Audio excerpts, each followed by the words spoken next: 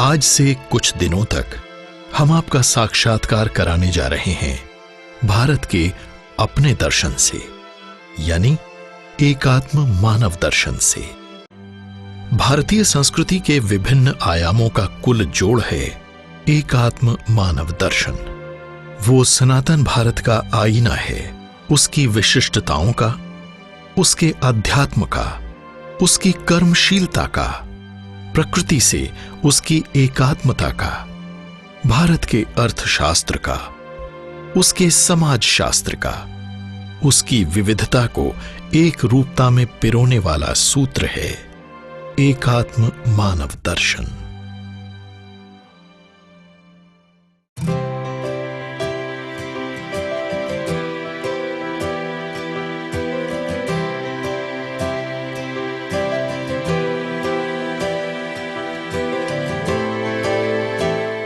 पिछले दिनों अखबारों में एक खबर छपी।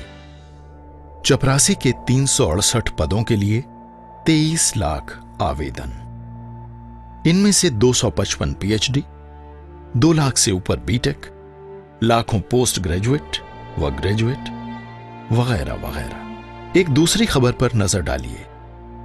दिल्ली विश्वविद्यालय के एक कॉलेज में इतिहास में दाखिले के लिए कट ऑफ अंक 100%। एक अन्य खबर, देश में सबसे ज्यादा अपराध दर केरल में है।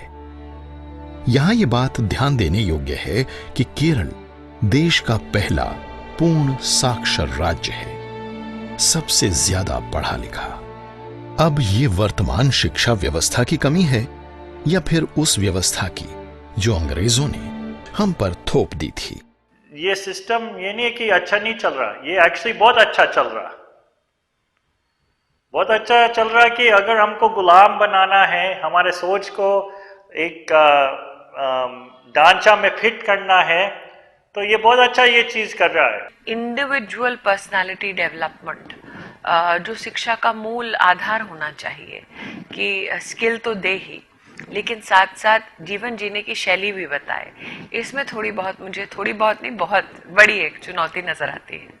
आज हम देख रहे हैं कि इंजीनियरिंग, एमबीए इस प्रकार के ग्रेजुएट छात्र भी नौकरी के लिए रास्ते पर भटक रहे हैं।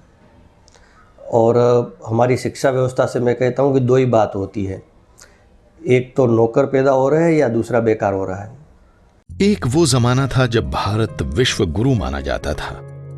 हमारे पास थे पौराणिक काल के गुरु वशिष्ठ, विश्वामित्र, द्रोणाचार्य, 5वीं शताब्दी के खगोल शास्त्री आर्यभट्ट, अर्थशास्त्री व राजनीति शास्त्री चाणक्य, और अभी पिछली शताब्दी तक गणितज्ञ श्रीनिवास रामानुजम और अंतर्राष्ट्रीय ख्याति प्राप्त वैज्ञानिक सीवी रमन तथा जगदीश चंद्र बोस।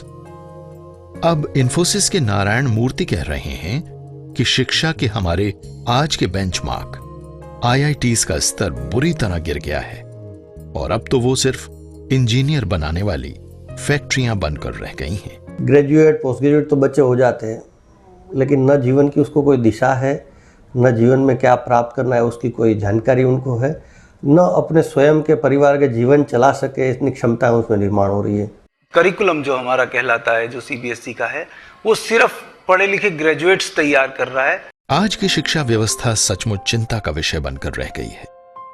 पंडित दीनदयाल उपाध्याय को ऐसा अवसर तो नहीं मिला कि वो भारतीय जनसंघ के जरिए सरकार चलाएं, लेकिन जब 1967 में संविध सरकारों में जनसंघ एक घटक के रूप में शामिल हुआ तो उन्होंने जिस मंत्रालय की पसंद बताई उसने सबको चौंका दिया। दीनदयाल जी ने अपनी पार्टी के लिए मांगा शिक्षा मंत्रालय। दीनदयाल जी जिस भावना के साथ उन्होंने राष्ट्र के प्रति अपने जीवन को समर्पित किया, वो भावना ये थी कि अंतिम पंक्ति के अंतिम व्यक्ति तक हम पहुंचे। और आज स्कूली शिक्षा की दृष्टि से सबसे बड़ी चुनौती ये है कि हमारे जो स्कूली शिक्षा क्षेत्र के बाहर बच्चे हैं, लगभग देश भर में 60 लाख बच्चे ऐसे हैं जो आउट ऑफ स्कूल माने जाते हैं। अगर हम एक विशेष कार्यक्रम करते हैं जिसमें हर डिस्ट्रिक्ट अपना एक टारगेट रखे, education for living in life, तो शिक्षा से व्यक्ति को एक जीवन जीने की दृष्टि भी मिलनी चाहिए और उसको स्वयं को, अपने परिवार को निर्वाह करते हुए समाज को भी दे सके, इतनी क्षमता भी उसमें निर्माण होनी चाहिए। भारत में शिक्षा ज्ञान प्राप्त करने और उसे आत्मसात करने का उपकरण थी, परंपराओं को समृद्ध करने व उन्हें समय के साथ प्रासंगिक बनाने का।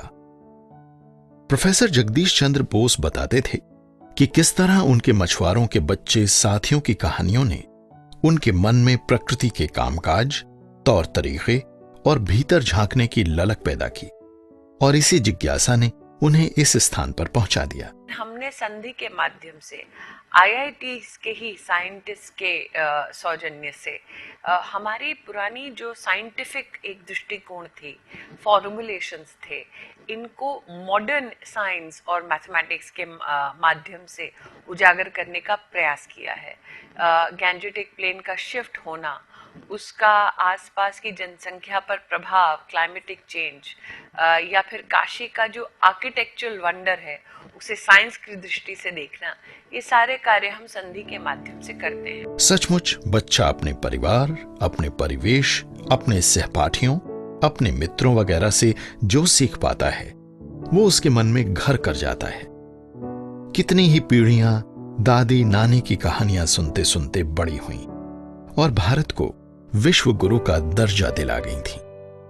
लेकिन कहानियों के माध्यम से शिक्षा का स्थान अब टेलीविजन ने ले लिया है। न्यूक्लियर फैमिलीज के इस युग में यूं भी नानी दादी अब कहां मिलती हैं बच्चों को। जिस घर में दादी दादा नाना नानी ना भी हो, तो क्या समाज के बड़े उस घर के बच्चों को स्टोरी टेलिंग के माध्यम से कोई राह दिखा सकते हैं? क्योंकि बदलाव की अपेक्षा राष्ट्र में चरित्र की दृष्टि से सिर्फ सरकार से करना ठीक नहीं। पिछली 2 शताब्दियों में हम मानसिक रूप से इतने गुलाम हो गए कि शिक्षा और एजुकेशन में भेद नहीं कर पाए। शिक्षा को सिर्फ एजुकेशन का अंग्रेजी अनुवाद मान लिया। शिक्षा में संस्कार का तत्व जो ज्यादा महत्वपूर्ण होता था वो गौण हो गया। ये जो एजुकेशन सिस्टम है, ये हमको एक तो ये बार बार हमको महसूस कराते हैं कि हम कमज़ोर है, हम गरीब है, हमारे देश में कुछ नहीं है, और जब तक अंग्रेज नहीं आए थे यहाँ तो हम तो बिल्कुल बंदर से खराब हमारी स्थिति थी। और जो शिक्षा है सिस्टम, वो कोई भी अच्छा शिक्षा होएगा तो वो आपको समझ में आएगा कि मेरे पास क्या अच्छी चीज़ें हैं, मेरे पास क्या रिचनेस है। अपने शिक्षण संस्थान वैसे तो धर्म की सत्ता स्थापित करने की बात कहते हैं, किसी मजहबी सत्ता की नहीं, परंतु संस्कार युक्त शिक्षा की, जीवन लक्ष्य शिक्षा की, लेकिन व्यवहार में उसे उतार नहीं पाते। जब जब शिक्षा के माध्यम से समाज में संस्कार पैदा करने की बात की जाती है, पाठ्यक्रम में नैतिक मूल्यों को शामिल करने की बात की जाती है, उसे एक राजनैतिक रंग दे दिया जाता है।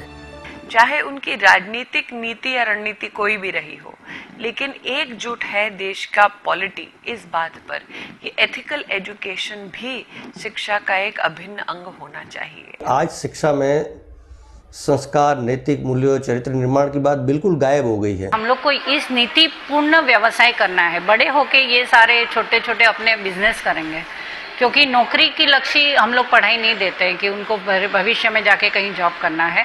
तो बिजनेस करने के लिए उन्हें क्या प्रामाणिकता चाहिए, नैतिकता चाहिए। मैंने आजकल सबसे बड़ा प्रॉब्लम ये है कि मिलावट आ रही है हर चीज़ में, लेकिन मिलावट के बिना ही अपने को शुद्ध अनाज कैसे लोगों को प्राप्त कराएं उसकी कोशिश कर रहे हैं। आज की शिक्षा व्यवस्था बच्चे का सर्वांगीण विकास नहीं कर पा रही है। उसकी सार्थकता पर तो पहले ही प्रश्न चिन्ह लग रहे थे, अब तो उसकी सफलता भी संदेह के घेरे में आ गई है। अंतर्राष्ट्रीय स्तर पर एक मूल्यांकन में हमारे सबसे होनहार छात्र 73 देशों में से 72वें स्थान पर रहे। इसके विपरीत गुरुकुल व्यवस्था में से निकले छात्र भले ही आज की परिभाषा में स्मार्ट न हों, लेकिन ज्ञान से सराबोर हैं। परंतु सवाल यह उठ सकता है कि क्या गुरुकुल से पढ़ा विद्यार्थी आज की दुनिया में कुछ योगदान कर सकता है? हम लोग ऐसा कहते हैं हम श्रेष्ठ मानव बना रहे हैं, और हमारे यहाँ विद्या जो है वो व्यावसायिक विद्या कभी नहीं थी। भारत में कभी भी व्यवसाय विद्या नहीं थी। ये तो मैकोले के आने के बाद ये पूरी प्रथा तभी से चेंज हुई है। बाकी मनुष्य जो है वो ज्ञान लेता है और ज्ञान लेता है, उसमें इतनी बुद्धि आती है तो वो उसके सामर्थ्य से हर चीज खड़ा कर सकता है। आज धीरू भाई का एग्जांपल लीजिए, बिल गेट्स है, वॉरेन बफेट है, तो ऐसे कई लोग हैं जिन्होंने स्कूल छोड़ दी थी। इन दिनों हम एक ग्लोबल वर्ल्ड में रह रहे हैं। सिमट गई है दुनिया। ऐसे में हमारे नागरिक पिछड़ न जाएं, क्या हम ये दावा कर सकते हैं? अमेरिका की मशहूर MIT के छात्रों ने एक किताब छापी कि उनके संस्थान ने दुनिया को क्या 101 अभिनव विचार दिए। क्या हम ये दावा कर सकते हैं कि पिछले 100 वर्षों में हमने दुनिया को एक भी अकादमिक उपलब्धि दी? मैकॉले के प्रभाव में हम अपने विचारों से इतना भटक गए कि हम अपने संस्थानों में उत्कृष्टता पैदा नहीं कर पाए। क्या हमारे पास अंतर्राष्ट्रीय चुनौतियों से लड़ने की क्षमता रह गई है? हमें तो ऐसा लगता है कि ये बच्चे जो पढ़ रहे हैं, आज से 5 साल 10 साल बाद दुनिया को जिसकी जरूरत पड़ेगी उसकी हम प्लानिंग कर रहे हैं।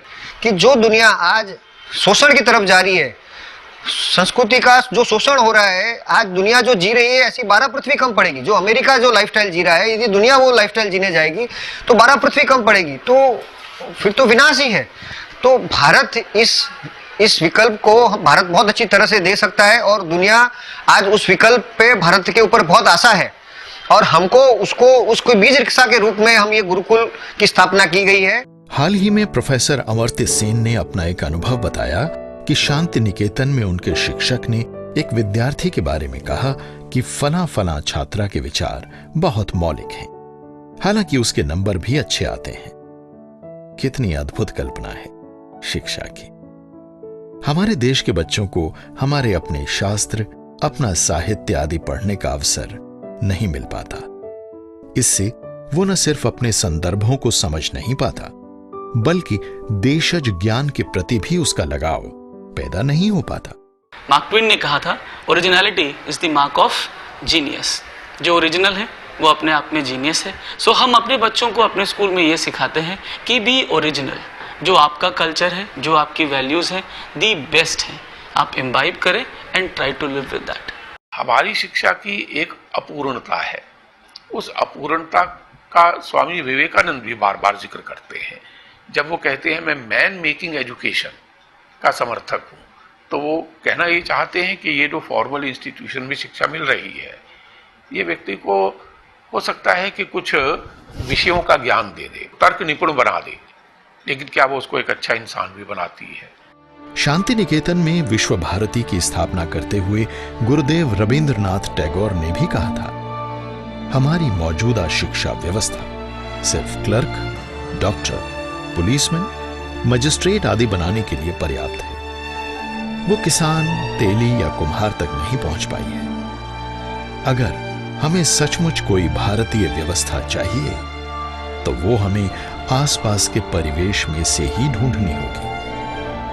हमें अपना विज्ञान अपनी दिनचर्या में से ही ढूंढना होगा। हमारे गुरुकुल बच्चों के सर्वांगीण विकास के अद्भुत मॉडल थे।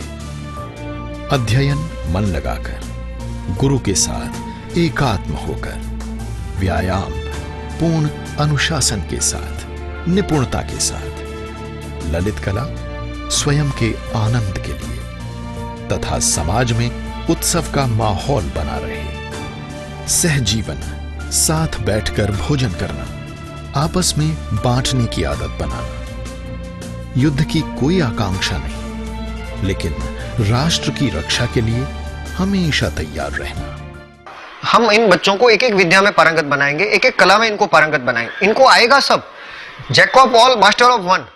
हमारे गुरुकुल का मुख्य जो बेस है वो अध्यात्म है और हमारी संस्कृति वो त्याग में संस्कृति थी, हमारी भोग की संस्कृति नहीं थी। कि गुरुकुल के पीछे का जो चिंतन है वो आज भी आवश्यक है और आज भी उपयोगी है, लेकिन उसी प्रकार की जंगल में जाकर, गांव से बाहर, देश समाज से बाहर जाकर कहीं शिक्षा की बात, ये आज शायद संभव नहीं होगी। कुछ मात्रा में तो हो सकता है। गणित व कई अन्य विषयों को हमने इतना बोझिल बना दिया कि बच्चे उससे छिटकने लग गए। गीत, कहानियों, कविताओं आदि के माध्यम से पढ़ने पढ़ाने की परंपरा बिल्कुल समाप्त हो गई। बीचक दाना दाने ऊपर दाना, बीचक दाना दाने ऊपर दाना, बीचक दाना मुंह में सबके आग लगाए आता है रुलाना, बीचक दाना बोलो क्या? ये गीत आज के बच्चों को संभवतः समझ भी नहीं आएगा, लेकिन गीत व पहेली के माध्यम से विषय को इंटरैक्टिव, रोचक व सामूहिक बनाना कितना खूबसूरत और प्रभावशाली माध्यम था। आज ये कितना संभव रह गया है। हम लोगों ने एक लोकोत्सव शुरू किया है, सांझी जिसका नाम है, जहाँ बिल्कुल नॉन कम्पिटिटिव एनवायरनमेंट में बच्चे कोलैबोरेटिव लर्निंग के माध्यम से हमारे देश के लोक कथाएं, लोकगीत, लोक कलाएं को सीखते हैं। जैसे कि पिछले साल 1022 किताबें हमने centre for Indian languages Mysore के माध्यम से हमारी 22 शेड्यूल्ड लैंग्वेजेस में राष्ट्र को समर्पित की। तो अगर कोई भी बालक अपनी प्रादेशिक भाषा में कोई कहानी पढ़ना चाहे तो वो आज भारत सरकार ने बच्चों के मध्य में उपलब्ध कराई है। आज दुनिया में सबसे कठिन गणित विषय लगता है बच्चों को, भारत में नहीं दुनिया में। तो जो हमने एक वैदिक गणित करके प्रयोग किए हैं तो वो बच्चे के मन से गणित का डर निकाल देता है और बच्चे आनंद करते पढ़ते पढ़ते। हमारी शिक्षा व्यवस्था का सबसे बड़ा दोष है उसे टुकड़ों में देखना। जैसे हमने सही शिक्षा के अभाव में समाज जीवन के अन्य क्षेत्रों के साथ किया है। शिक्षा के विषय में गांधी जी और दीनदयाल जी दोनों का जोर था संस्कारवान व क्षमतावान नागरिक तैयार करने पर। शिक्षा का उद्देश्य जो दोनों ने बताया है, मनुष्य आत्मविश्वासी बने, आत्मनिर्भर बने, अपने परिवार का जीवन मैं चला सकता हूं ऐसा उसका विश्वास और उसकी क्षमता बने। दूसरी बात है वो एक अच्छा मनुष्य बने। संस्कार ये शिक्षा का ही स्वरूप है, संस्कार भी शिक्षा ही है। और तीसरा, वो अच्छा मनुष्य होने के नाते विश्व में अच्छी बातों को बढ़ावा देकर विश्व में योगदान करने वाला बने। बुनियादी शिक्षा जो है वो बुनियादी शिक्षा व्यक्ति को व्यक्ति बनाने वाली होनी चाहिए, केवल जानकारी से समृद्ध करने वाली न हो, तो मनुष्य को मनुष्य बनाने वाली हो। बचपन से ही पारिवारिक व कौशल विकास हमारी धरोहर हो सकती है। दीनदयाल जी कहा करते थे कि शिक्षा का मूल उद्देश्य रोजगार देना ही नहीं होना चाहिए, बल्कि वो होना चाहिए एक अच्छा मानव बनाना। अगर कोई छात्र अच्छा नागरिक बन गया तो रोजगार तो उसे स्वयं ही मिल जाएगा, लेकिन जब समाज में अवसरों की कमी हो जाए तब ये कैसे संभव हो सकता है? तो ये भी एक बहुत बड़ा विशेष सर्कल सा बन गया है। तो जब तक अपॉर्चुनिटीज नहीं होंगी लोगों को, मुझे फर्क दिखता नहीं दिखता। परिवार में वो 14-15 साल का होता था तो वो पूरी विद्या सीख लेता था, और आज क्या हो रहा है, वो 20 साल पढ़ने के बाद उसको कोई हुनर नहीं आता है, कोई कला नहीं आती है। उसके बाद उसको नौकरी क्या करनी, तो वो क्लर्क के सिवाय उसके पास और कोई ऑप्शन नहीं बचता है। अगर हम स्किलफुल एजुकेशन दें तो बच्चे का जो टाइम पीरियड करिकुलम को सीखने में लगा है उसके पैरेलल अगर बच्चा स्किल सीख पाएगा तो that is going to be something wonderful. तो जो फिर सिस्टम की हम बात करते हैं वो सिस्टम डिग्री सेंट्रिक ना होकर के वो जॉब सेंट्रिक होगा। शिक्षा का मूल उद्देश्य होना चाहिए अपने छात्रों को पहले राष्ट्रीय और फिर अंतरराष्ट्रीय चुनौतियों के लिए तैयार करना। हमारी शिक्षा व्यवस्था इस प्राथमिकता से भटक गई है। हम ऐसी पीढ़ी तो शायद तैयार कर रहे हैं जो सिलिकॉन वैली को नौकर दे सके, लेकिन क्या वो पीढ़ी अपने गांवों की समस्याओं से निपटने में सक्षम है? आज हमारी शिक्षा का स्तर इतना गिरा हुआ है, फिर भी जो हमारे बच्चे आज दुनिया में चारों ओर फैले हुए हैं। तो अगर हमारी शिक्षा व्यवस्था ठीक हो जाए तो हम दुनिया को बहुत कुछ दे सकते हैं, और दुनिया इसका इंतजार कर रही है। इसलिए दुनिया की चुनौती हमारे सामने कोई नहीं है, चुनौती अपनी हमारे सामने है। आज का जो पूरा एजुकेशन, मॉडर्न एजुकेशन है, वो आदमी को ग्लोबल इकोनॉमी के साथ, वैश्वीकरण के साथ जोड़ने में लगा हुआ, कि वो अच्छा उसमें वर्कर बन जाए और अच्छा कंज्यूमर बन जाए। शिक्षा का माध्यम क्या हो, ये विषय उन देशों में ही उत्पन्न हुआ जो दूसरे देशों के गुलाम रहे। मैकॉले को हम अपना आचार्य मानने लगे। इसमें से उत्पन्न हुआ भाषा का प्रश्न। बेशक वर्तमान में अंग्रेजी दुनिया से जोड़ने में हमें अग्रणी बना सकती है, लेकिन अपने ही देश में तो हम बुरी तरह पिछड़ गए ना। हम अपनी जड़ों से कट गए हैं, इसीलिए उत्कृष्टता के किसी मानदंड पर खरे नहीं उतर पा रहे हैं। ये बात दुनिया के भाषा वैज्ञानिकों ने भी सिद्ध की हुई है कि जब तक शिक्षा अपनी मातृभाषा में बच्चों को नहीं दी जाती है, तब तक बच्चों का सही विकास नहीं हो सकता है। महात्मा गांधी जी ने भी कहा है कि हमारे बच्चे कम से कम 6 वर्ष अंग्रेजी के पीछे खर्च करते हैं, और वो 6 वर्ष अगर उसके विषय जिस फैकल्टी में हो गया है, इसके पीछे अगर उनका लग जाएगा तो वो कहाँ पहुँच जाएंगे। मेरे देश में मेरी भाषा का दर्जा दूसरा क्यों? और बिना मैं अपने देश के जाने, अपनी जड़ों को जाने, मैं पाश्चात्य संगीत को भी कैसे अप्रिशिएट कर सकती हूँ? हमारे सामने एक दुविधा है कि पहले हम अपने देश को समझें या हम सीधे ही ग्लोबल सिटीजन बन जाएं। अगर हमें अपने देश को समझना है तो संस्कृत के नाम से नाक भौं क्यों सिकोड़ लेते हैं? हो सकता है कि संस्कृत के बारे में कुछ दावे बढ़ा चढ़ा कर किए जाते हो, लेकिन यह तो तथ्य है कि हमारा सारा ज्ञान भंडार, संपूर्ण प्राचीन साहित्य संस्कृत में ही है।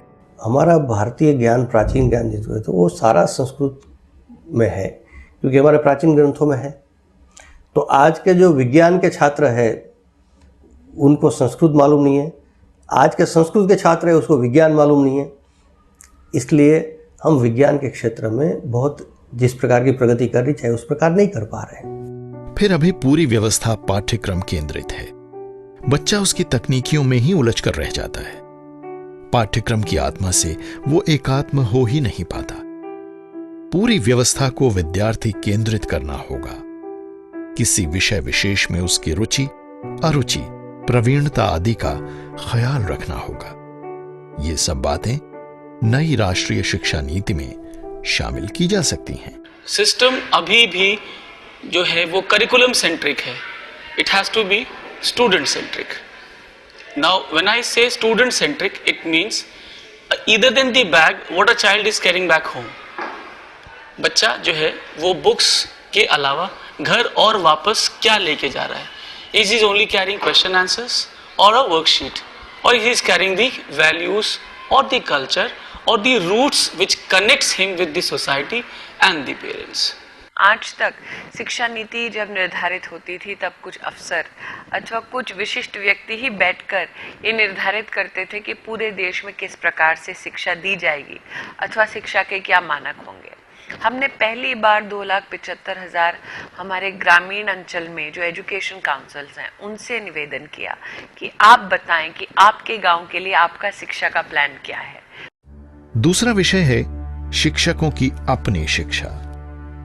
विभिन्न कारणों से देश भर में शिक्षकों की गुणवत्ता पर प्रश्न चिन्ह लग रहे हैं। अगर बच्चे 100% अंक प्राप्त कर रहे हैं तो इसे शिक्षकों की योग्यता का लक्षण नहीं कहा जा सकता, बल्कि बच्चे मशीन की तरह याद करके प्राप्त सूचना को मशीन की ही तरह उगल रहे हैं। ज्ञान कहाँ है? हमारे देश में जो असली गुरु और हर गांव में मिलेंगे, उनको वापस हमको उस पद को उनको देना पड़ेगा शिक्षा के नाम पे, और फिर उनको जगह देंगे तो जोड़ेंगे युवा लोग उनके साथ, तो बहुत कुछ हो सकता है। ये जो म्यूचुअलिटी का है प्रिंसिपल कि गुरु और शिष्य को दोनों को स्वीकार करना पड़ता कि मैं आपको गुरु मान रहा हूं और रिक्वेस्ट कर रहा हूं कि आप मेरे गुरु बनो, और गुरु को स्वीकार करना कि हाँ मैं लेऊंगा आपको एक विद्यार्थी के रूप में। शिक्षा के अधिकार की बात से किसी की असहमति नहीं थी। बाकायदा संसद में कानून पास करके देश के सभी बच्चों को शिक्षा का अधिकार दे दिया गया। लेकिन शिक्षा कैसी हो, कौन सी हो, इस पर ध्यान कम ही गया। स्वामी विवेकानंद ने कहा कि शिक्षा मैन मेकिंग का माध्यम हो, तो क्या वो समाज निर्माण का, मानव के निर्माण का माध्यम बन पाई? ये एक लिमिटेड काम हुआ है, इसका समग्र शिक्षा से संबंध नहीं है मेरी दृष्टि से। 14 साल के बच्चों तक को शिक्षा प्राप्त हो, इतनी बात इसमें है। वो किस प्रकार की शिक्षा प्राप्त हो, कैसी शिक्षा हो, इसका कोई उसमें बहुत महत्व नहीं है। शिक्षा का अधिकार देना अपने में बहुत जरूरी है, ये अच्छा कदम है, लेकिन संस्कार इससे आ जाएंगे ये मुश्किल है। लेकिन हम अपने अतीत में ही नहीं रह सकते, हमें वर्तमान के साथ कदम ताल करनी होगी ताकि हम भविष्य के लिए एक बेहतर पीढ़ी का निर्माण कर सकें। हाँ, पिछले 100-150 वर्षों की गलतियों को दोहराए बिना। उसके लिए आसान उपाय है, पाठ्यक्रम हमारा, उपकरण उनके। कंप्यूटर से कोई परहेज नहीं, पर उससे हमें काम क्या लेना है, ये निर्णय हम स्वयं करेंगे। हम through our education system we try to enable them to choose the right part of it. हम इंफॉर्मेशन टेक्नोलॉजी को वर्ल्ड से कनेक्ट करने के लिए, नॉलेज के एक्सपेंशन के लिए और उसकी इन्फिनिटी को समझाने के लिए यूज करते हैं। हम ये भी समझाते हैं कि आज के टाइम में सोशल नेटवर्किंग इंपॉर्टेंट है, but not at the cost of education. इस जीवन में तमाम प्रतिस्पर्धाओं के बीच वो पहले प्रवेश पाने के लिए और फिर न जाने कितने तरह के दबावों में पढ़ने के लिए मजबूर है। उसे इस दुष्चक्र से एकात्म चिंतन ही बाहर निकाल सकता है, जहां किसी दूसरे से प्रतिस्पर्धा न हो, बल्कि प्रतिस्पर्धा स्वयं से ही हो। दोस्तों, एक बात है जो हमें बहुत परेशान करती है। हम हमेशा अपनी प्रगति किसी और की तुलना में ही नापने के आदी होते हैं। हमारी पूरी शक्ति प्रतिस्पर्धा में खप जाती है। जीवन के बहुत क्षेत्र होंगे जिसमें शायद प्रतिस्पर्धा जरूरी होगी, लेकिन स्वयं के विकास के लिए तो प्रतिस्पर्धा उतनी प्रेरणा नहीं देती है जितनी कि खुद के साथ हर दिन स्पर्धा करते रहना। खुद के ही साथ स्पर्धा कीजिए, अच्छा करने की स्पर्धा, तेज गति से करने की स्पर्धा, और ज्यादा करने की स्पर्धा, और नई ऊंचाइयों पर पहुंचने की स्पर्धा आप खुद से कीजिए।